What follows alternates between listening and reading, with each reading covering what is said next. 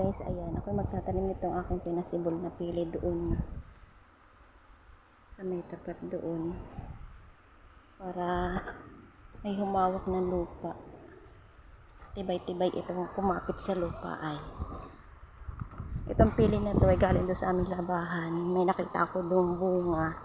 Kaya sabi ko aking pasisibulin at aking itatanim. Yan, mahirap nga lang ang daan dito kasi madulas. Ayan. Dahil umulan. Tamang-tama maulan naman ngayon Disyembre. Kaya sabi ko, maganda itanim kahit hindi na diligin. Kasi laging basa ang lupa. Ayan, madulas. Ito yung aking nalaang din ibabaon doon. Ayan, ata mo naman, dahilig na. May nga may sumibol pa doon isang niyog. Ayan. Kasi mababa ay bumubunga na. Ayan, again, meron dito. Nagtanim na kami dito dati, kaso hindi nga nabuhay. Ayan, naguho na. Kaya kailangan ng taniman kasi nga, nga ng tubig.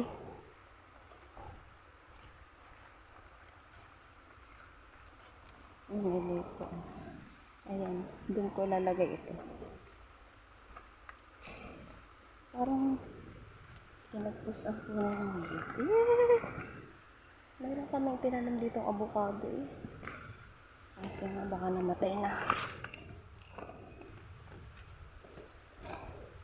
Ayan yung ilog. Kita nyo. Ayan.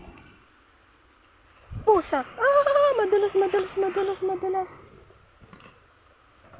Ayan guys, ang dulas. So ngayon, dito ko tatanim itong ayog na to. Kasi meron dito isa para may humarang pinutol ang mga puno.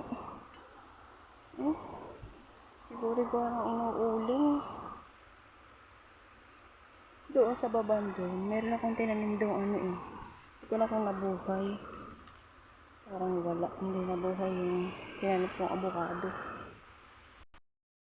Akin na lang ibabaon-baon para malalim ang kanyang ugat.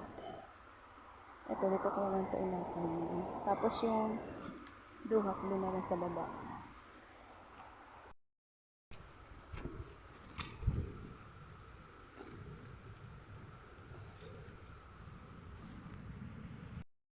Okay guys, pwede na ito.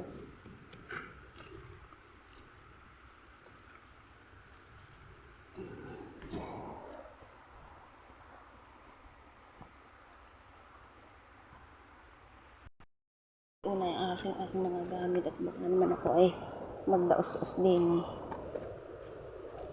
Yeah. Kaya ito. Sana huwag gumulong kasi baka gumulong. Hindi na siguro. Ito, gumulong!